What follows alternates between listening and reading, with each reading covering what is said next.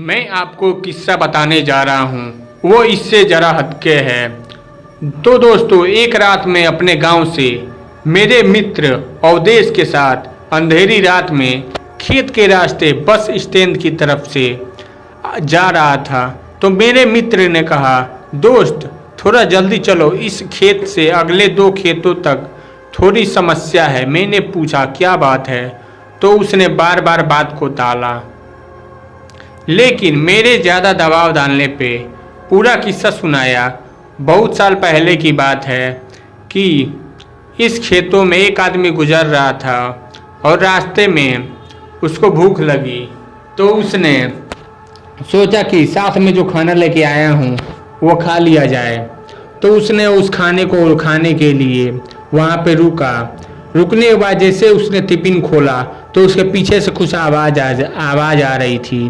तो उसने पीछे मुड़ के देखा तो कुछ भी नहीं मिला। फिर उसने पीछे मुड़ा तो कुछ नहीं था। फिर उसने खाना शुरू किया। खाना जैसे ही खत्म हुआ तो पीछे से आवाज़ आ रही है, मुझे भी दो। तो ये लड़का डर गया कि कहाँ से आवाज़ आ रही है। तो इसने पीछे मुड़ के देखा कि कौन है, तो कहा मुझे भी खाना खिलाओ। तो फिर उसने कहा कि कौन हो तुम, सामने आओ। तो उसने सामने आके उससे कहा कि क्या चाहते हो तुम। तो उसने कहा कि मुझे भी खाना खाना है। तो कौन हो तुम, मुझसे खाना क्यों मांग रहे हो। तो उसने कहा कि मुझे बहुत तेज भूख लगी, खाना खिलाओ फिर बताता हूँ। तो उस लड़के ने उनको खाना खिला दिया। खाना जैसे ही कुछ खाएं, उसके बाद जब उसने खाना खा लिया तो कहा कि अब मैं तुमको नहीं छोड़ूंगा। उसने उसको मार दिया, लेकिन मारने से पहले उसकी अंतिम इच्छा पूछी। तो उसने कहा, मुझे मारना क्यों चाहते हो तुम। तो कहा कि तुम्हारी अंतिम इच्छा यही है कि मैं तुम्हें बताऊं कि तुमको क्यों मारना चाह रहा हूं।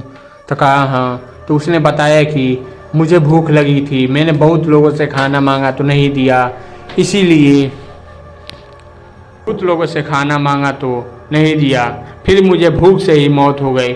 इसीलिए इस रास्ते से जो भी आता है तो कुछ खाने बैठता है तो मैं उनसे अब खाना मांग कर पेट भरता हूँ और उन्हें मार देता हूँ।